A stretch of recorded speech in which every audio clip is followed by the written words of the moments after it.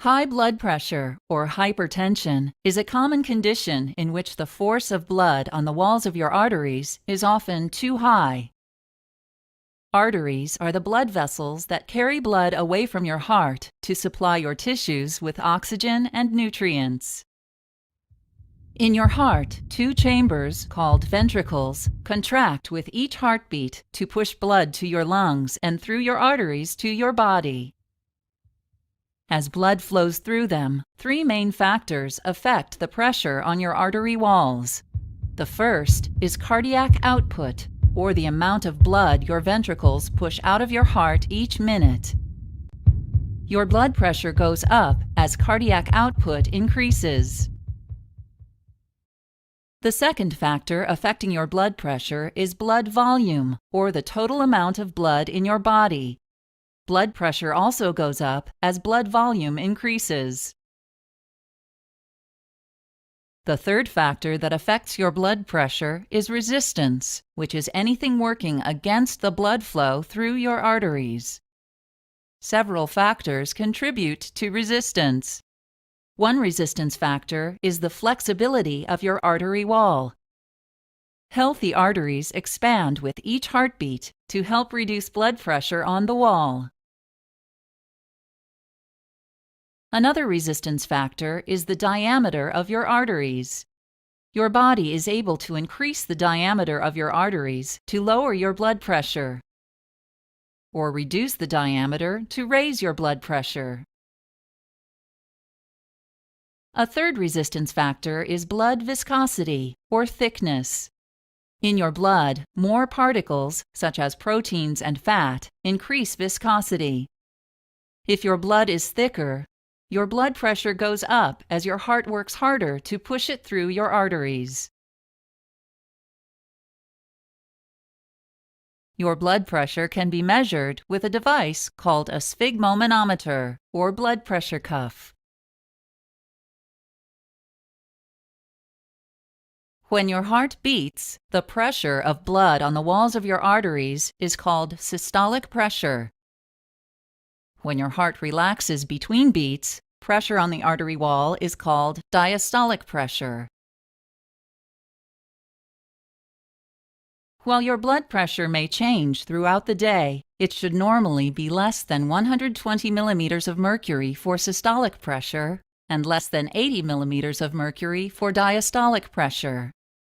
If your systolic pressure frequently stays above 140, or your diastolic pressure frequently stays above 90, you have high blood pressure. Over time, high blood pressure will damage the walls of your arteries. Your artery wall may become weak and form an enlargement called an aneurysm, or the wall may burst and bleed into the surrounding tissue. Small tears in your artery wall may attract certain substances in your blood, such as cholesterol, fat, and calcium, to form a buildup called a plaque. Blood flow through your artery decreases as the plaque enlarges. Blood cells can stick to the plaque and form solid clumps called clots, further reducing or completely blocking your blood flow. Damage to your arteries raises your blood pressure even more by making your heart beat more forcefully. Artery damage and reduced blood flow lead to conditions such as a stroke, heart attack, or kidney disease. In most cases, the cause of high blood pressure, or hypertension, is unknown.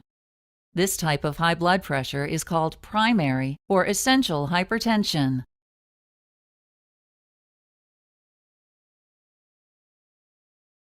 Treatment for essential hypertension includes lifestyle changes, such as eating a healthy diet. If you are sensitive to the sodium in salt, your doctor may recommend limiting your intake of salt and highly processed foods. Sodium may cause your body to retain water, which increases both your blood volume and your blood pressure. Other lifestyle changes that can reduce blood pressure include avoiding excessive alcohol intake, getting regular exercise, losing weight if you are overweight, and quitting smoking. Your doctor may also recommend medications that act on your kidneys, blood vessels, or heart to help reduce your blood pressure.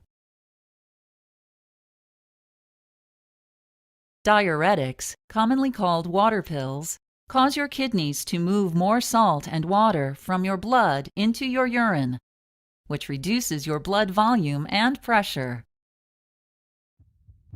Beta blockers reduce the workload on your heart by decreasing both the rate of your heartbeat and the strength of your heart's contractions.